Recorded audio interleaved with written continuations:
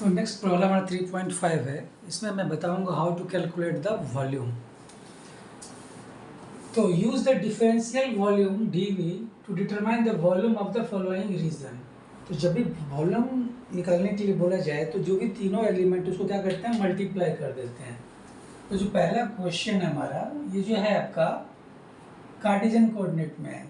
तो Cartesian coordinate में जो वॉल्यूम होता है आपका, उसका जो स्मॉल एलिमेंट हर एक डायरेक्शन में क्या होता है, dx, dy और dz।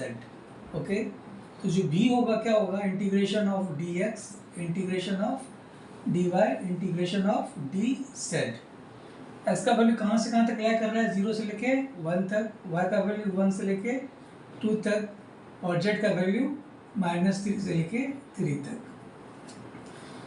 तो इसका क्या हो जाएगा, dx का इंटीग्रेशन x 0 से लेके 1, और dy का इंटीग्रेशन y 1 से लेके 2, और dz का इंटीग्रेशन z -3 से लेके 3। तो ये क्या हो जाएगा, 1 - 0, 2 - 1, 3 - -3। ओके, ये क्या 1 × 1 × 3 + 3 कितना हो गया, 6 यूनिट।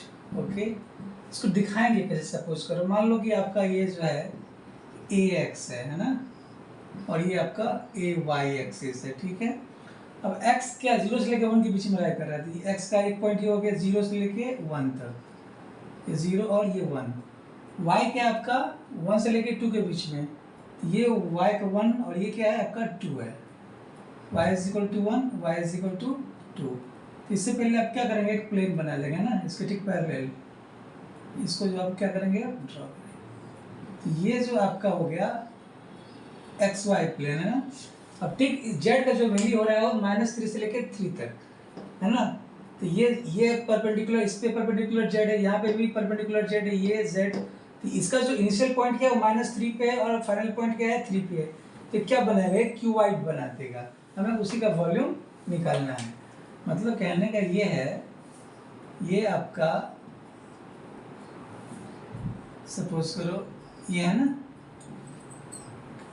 ठीक है। ये x का वैल्यू ये 0 से लेके क्या हो रहा है, ये 1 तक कर रहा है। y का वैल्यू क्या है 1 से लेके 2 तक, और z का जो वैल्यू है क्या है, ये -3 से लेके 3 तक। क्लियर है ना। तो इसको मैं एक्चुअल डायग्राम में मैंने दिखा रहा हूँ, सिर्फ समझाने के लिए बोल रहा हूँ। ओके, नेक्स्ट क्वेश्चन हमारा क्या है। तो नेक्स्ट क्वेश्चन जो है हमारा वो सिलेंड्रिकल कोऑर्डिनेट में है। तो जो सिलेंड्रिकल कोऑर्डिनेट में जो एलिमेंट होगा क्या होगा, ए रो ए फाई और एजे डायरेक्शन का जो एलिमेंट होगा वो क्या ऐसे लिखेंगे, डी फाई = डी रो का जो ए रो का जो एलिमेंट होता है क्या होता है, डी रो। फाई डायरेक्शन में जो एलिमेंट होता है क्या होता है, वो रो डी फाई। और जेड एजेड डायरेक्शन में जो एलिमेंट होता है वो क्या होता है, डी जेड। मतलब इसको कैसे लिखेंगे, rho D phi D Z. तो ये जो v हो जाएगा क्या हो जाएगा, integration rho D phi D Z. अभी जो रो का वैल्यू क्या हो, 2 से लेके 5 के बीच में लाया कर रहा है, 2 से लेके 5, फाई का वैल्यू π/3 से लेके पाई, और जेड का वैल्यू क्या है, -1 से लेके 4।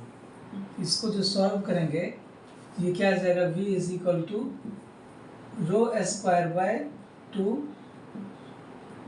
2 से लेके 5, डी फाई का इंटीग्रेशन 5, π/3 से लेके पाई, और डी जेड का वैल्यू इंटीग्रेशन जेड, इसका क्या होगा, -1 से लेके 4। सॉल्व करेंगे तो ये 1/2 25 - 4 है ना, और ये क्या हो जाएगा π-π/3, और ये 4 -1। क्लियर।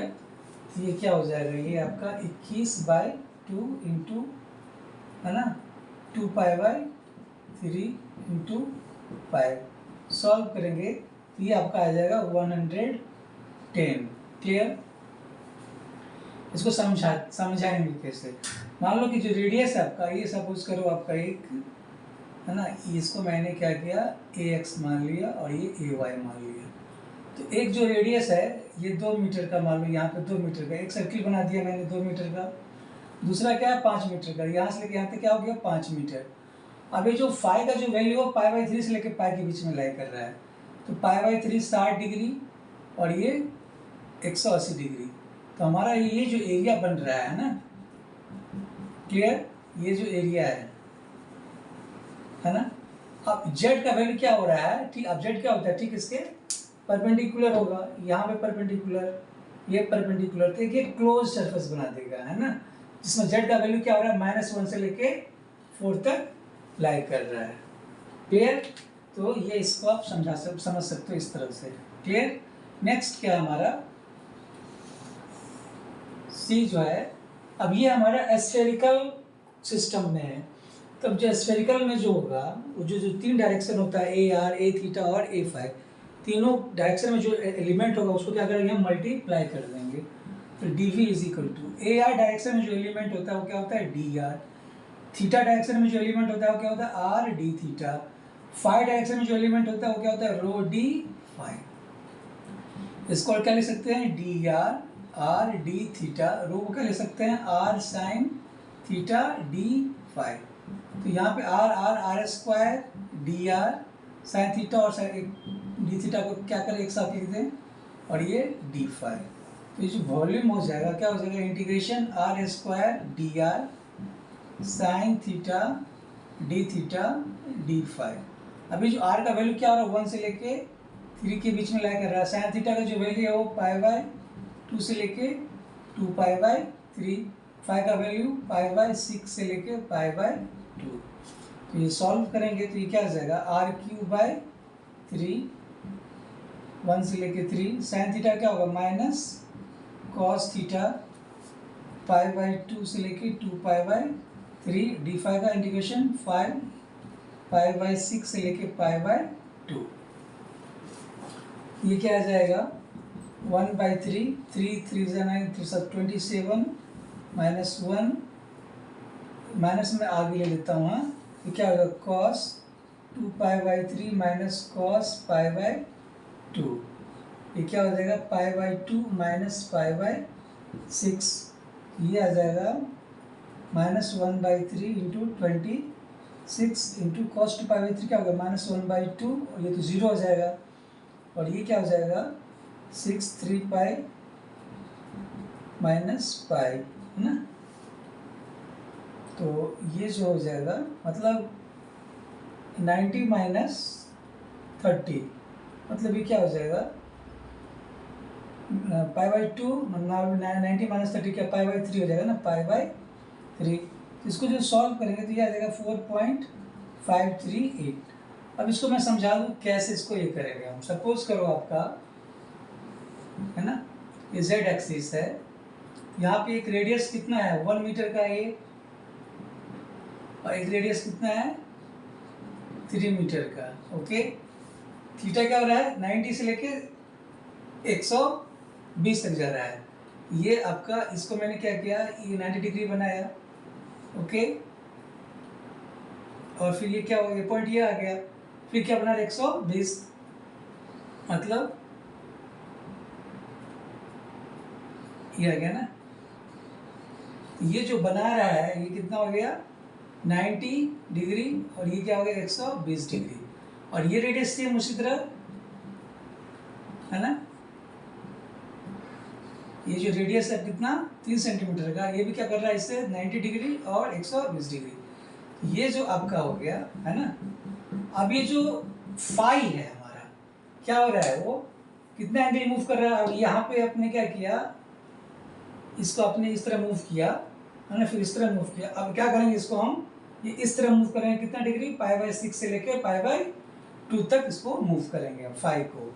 क्लियर है, मतलब इसको आप इस तरह मूव करेंगे, π/6 से लेके π/2। इसका इनिशियल पॉइंट हो जाएगा, एक हो जाएगा π/6, और दूसरा पॉइंट क्या हो जाएगा, π/2, ए फाई डायरेक्शन में।